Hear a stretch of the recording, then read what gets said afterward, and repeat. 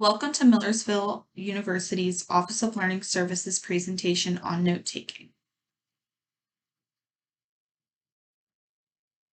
By the end of this workshop, you should be able to take complete notes in class and use those notes to study effectively and efficiently in order to get the most out of your classes. We are first going to start out with a short quiz to determine how well you take notes in class. You can find the document for the quiz attached to the website page in which you found the workshop. During this quiz, you should think of two classes in which you are currently taking notes or have formerly taken notes. They will be your benchmark for this note-taking quiz. Respond to each item by placing a check mark next to the statements that apply to you or by answering them yes or no. When you are finished, we will review what the results mean. Please pause the video now to complete the quiz.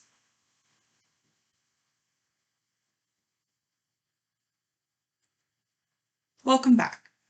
Now that you've completed the quiz, look over your answers and what statements did or did not apply to you. Think of at least two ways in which you can do immediately to help improve your note-taking. If you did not check off many or all of the different statements, this workshop will help you to know how to better take notes for class. This is an overview of the topics we will be covering throughout this presentation, and we will be going over them in more detail in the following slides. First, let's discuss the importance of note-taking. There are many reasons why taking notes in class is important. First, it helps you to pay attention during class.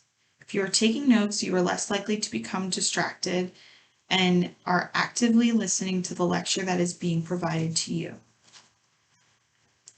Taking notes also helps you to recognize important points.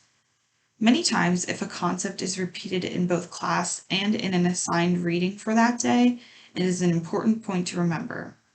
Professors may also tell you to underline or star or highlight certain points because they are more important to have in your notes than others. This is helpful for the last two important aspects of note-taking that are on this slide. Enables future review and study and helps to predict possible test questions. Writing down important points will help you to know how to focus your studying later. You can also form a general idea of what questions will be on the quiz based on what concepts are being focused on during class or what is being constantly repeated and reviewed in class. Similarly, if a professor tells you that a concept is important to remember or to write down, it is likely that that concept will be on a future exam. Now we are going to discuss the note-taking process which occurs before, during, and after class. Before going to class, there are a few things to keep in mind for taking notes. First, you should check the syllabus for the topic being covered that day. You should also look at what, if any, parts of the textbook or articles that you should be reading before class. These will help you to not be surprised by what is being discussed in class. Also, if you pre-read your textbooks or supplemental readings, it will help you to have a fair idea of the topic. If you also take notes while reading, you may have to write less notes during class, which is always nice. Another thing to do before class is to review any notes you took from the previous class. This is helpful to know when you need to know where you left off for general review purposes or to get any information that you need clarified that you might still be confused about. Lastly, make sure that you organize your materials you will need for taking notes in class. That means making sure you have all your books, your pre-written notes, any printed out PowerPoint slides, pens, and highlighters ready for class. And these are all important to effectively take notes during class.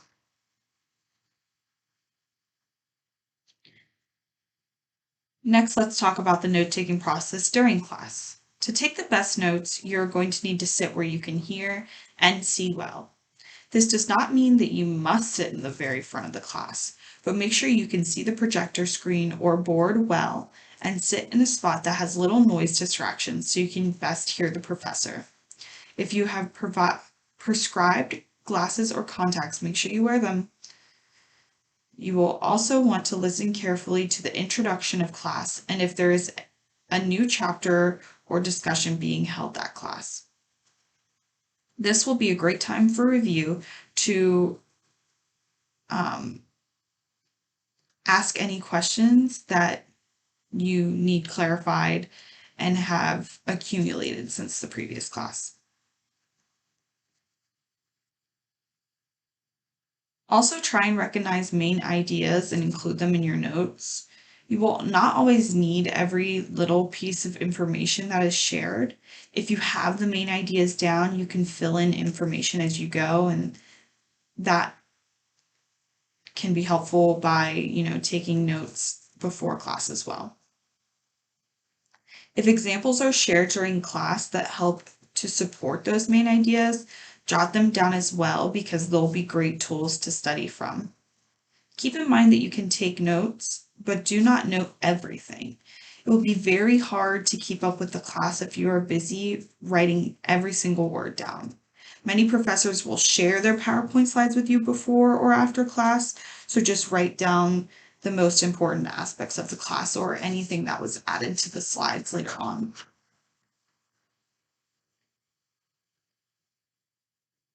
If the professor writes something on the board, again, make sure that you write that down, underline it, highlight it, whatever you feel is necessary. As we mentioned earlier, make sure that you are also starring or labeling anything the lecturer emphasizes because it will likely be a question on the test as well. This information is most likely to reappear later, so make sure you get it in your notebook or on your computer. To help you write notes faster and more efficiently, you can also use symbols and abbreviations whenever possible. This personally helps me a lot in class, especially if you're writing the same terms or words or formulas repeatedly. If you try and write down everything out in full, you will likely fall behind in class in your notes. This slide is just a basic idea of what you should include in your notes that you're taking during class. The date, and the topic for the day are important to include so that you can remain organized, and it will help you better locate things when you're studying later. We've been discussing the importance of including main and important ideas for the topic during class. Any specific details or examples that may help you to better understand the main points will be good to include as well. Any technical terms or definitions that you will need later on down the road while you're studying will be good to include. These would also be great to put on flashcards to study from, especially if there are terms that you need to know throughout the entire class to understand all of the information in class. Lastly, any subtopics that may be helpful to support the main idea would be important to include to help further clarify the main topic.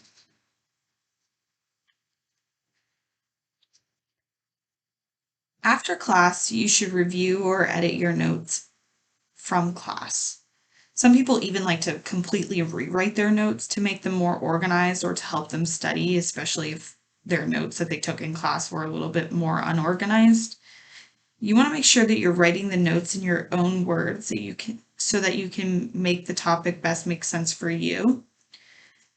And after class would also be the time to predict any possible exam questions based on the emphasized points during class. You can also use those and put them on flashcards or even a Quizlet if you prefer that method. For the last section of this workshop, we are going to talk about different note-taking styles. The style you take notes in is how you will organize the information that is being given to you. The method you choose will depend on how you study the course and how the class is taught, and your overall goal for note writing. We will talk about this in more detail in just a second. These are the examples of note-taking methods that we are going to discuss in more detail on the coming slides. You can see pictures picture examples of these methods in the included packet, which can also be found on the same website page this presentation is located on. The first example is the outlining method. This is personally my favorite and what I have found to be the most useful for any class that I take, really. It's great because it organizes the information into main topics, subtopics, and supporting details with indentations to separate each category.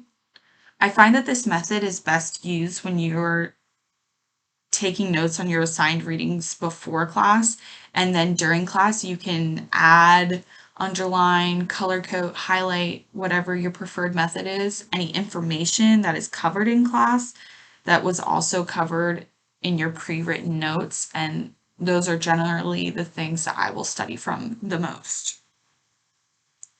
Having space on the sides of the page is also helpful if you want to include any information in any like bubbles or just in red pen as important things to remember.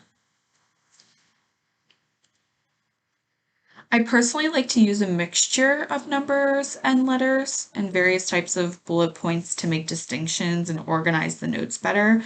However, that is not necessarily needed as long as indentations are made.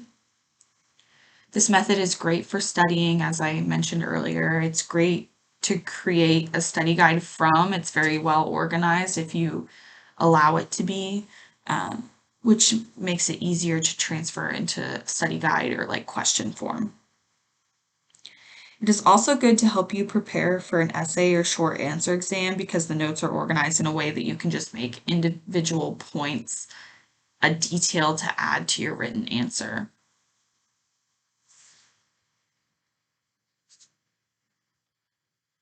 The next method is the Cornell system. This is an organized system that consists of 2 columns. You will divide your paper in half and write the topic and date at the top of the page. During the lecture, you'll write the notes in the right-hand column.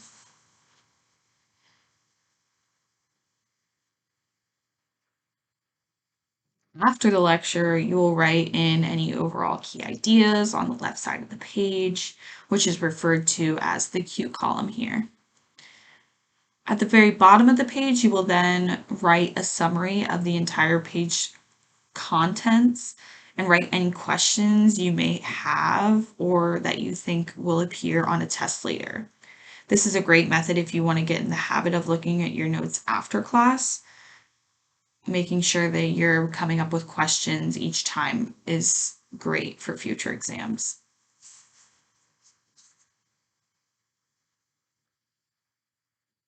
The next method is the sentence method.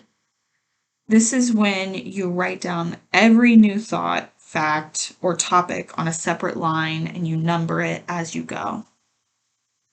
This one is a bit more organized than just writing your notes as a full paragraph, and it gets information onto the page, but it is very involved.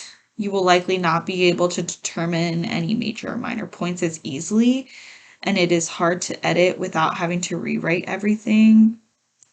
Also, it's not the greatest for reviewing because of how much you'll need to reorganize it later. It is best to use this method when the course is heavy with information and it comes at you really fast and there's really no time to organize it, or there's no organization to the lecture as it is. You will likely need to reorganize the material in a different way after class to make it easier to understand and review from.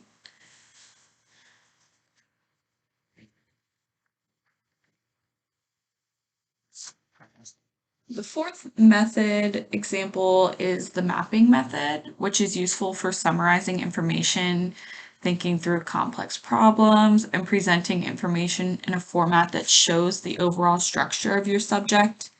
This method is also great if you benefit from having information organized or shown in some sort of more visual kind of way, but you will likely need to write small or have a lot of space to write on if the topic you are exploring has a lot of details to include, because the structure of it can become quite large if there's a lot of information to include.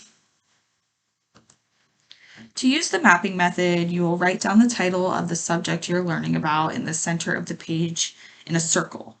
And then you will add lines out from the circle as you come across any subtopics or subheadings that relate to the main topic in the middle of the page.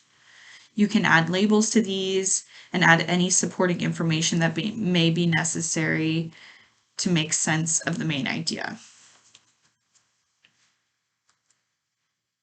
You can continue to add lines from all these subheadings and topics that help you to organize the information as you burrow down into it. So, as you can see, it can definitely get a little out of control and quite large on a page and might have to go onto multiple pages. The last example is the charting method. This is when you create categories before class based on what the lecture will be about. You can use the headings in the textbook to help you determine what categories to include.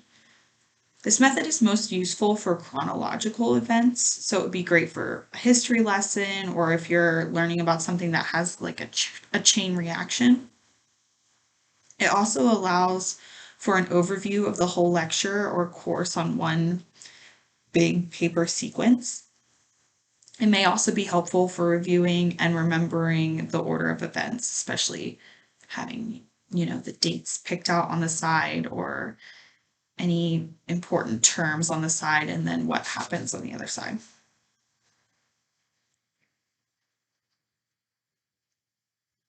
So that is the end of the workshop. To summarize this workshop on note taking, make sure you're reading your textbooks before you go to class. They are important and you are spending money on them, so you might as well, make use of them. Next, record as much information in class when possible, but really focus on the important topics that are covered so you can efficiently prepare for exams. Lastly, review your notes after class. Don't just forget about them. It's great for reviewing for tests, coming up with any questions that you may need to have clarified, and to predict test questions. Thank you so much for listening to our presentation on note-taking. Please be sure to check out our other presentations that are provided by the Office of Learning Services, and feel free to contact our office with any additional questions that you may have.